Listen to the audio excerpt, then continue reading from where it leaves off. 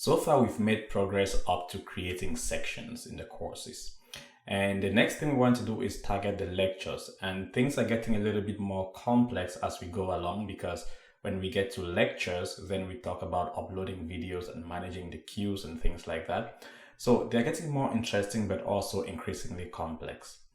Now, we will start by creating a lectures model and all the functionality around creating and updating lectures. But then we will move on to adding content to lectures. And when it comes to content, a lecture can either have a text content or a video content.